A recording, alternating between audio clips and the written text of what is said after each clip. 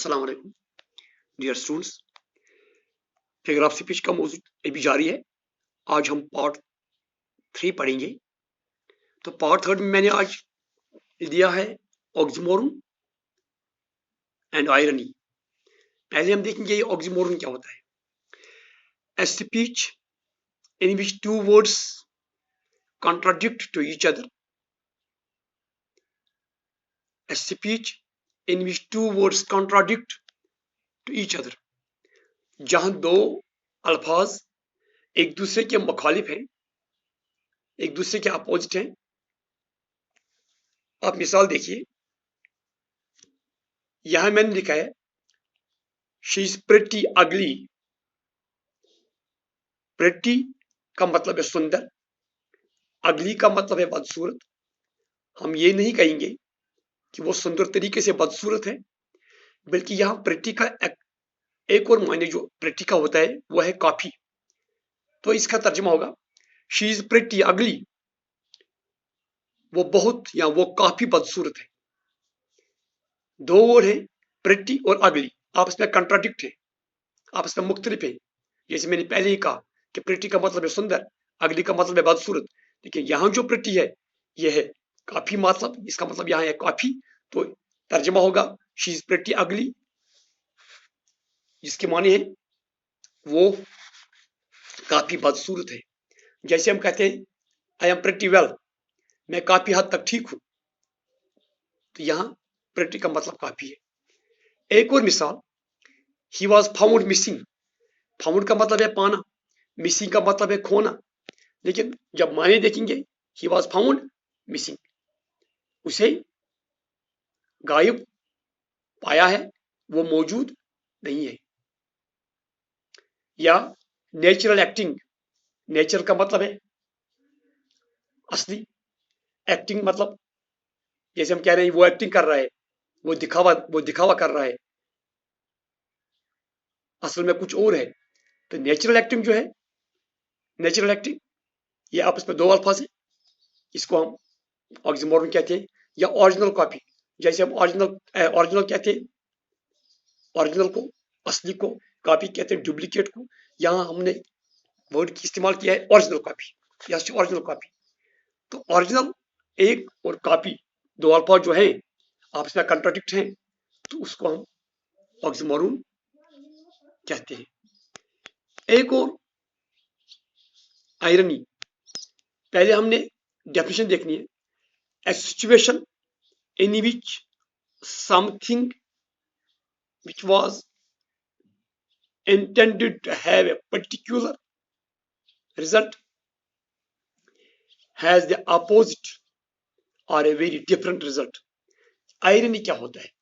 Irony होता है, या एक और डेफिनेशन मैंने यहां दिखाई है, irony is a figure of speech which consists of a statement that appears to be praise but is really condemnation. Irony क्या है?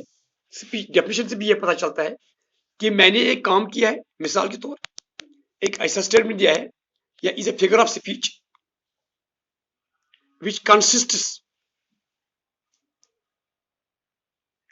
irony is a figure of speech which consists of a statement that appears to be praise but is really condemnation.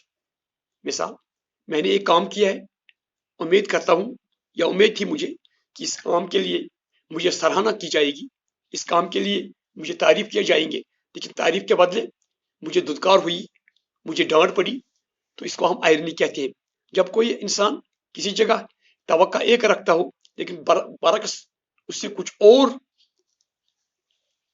देखना पड़े, उसको हम irony कहते हैं। जहां इंसान को कुछ और उम्मीद हो और सामने कुछ और हो जाए, उसको हम आयरनी कहते हैं। मिसाल के तौर मैंने यहां एक मिसाल दी है, it is a truth universally acknowledged that a single man is possession of a good fortune, that a single man is possession of a good fortune but must be in want of a wife.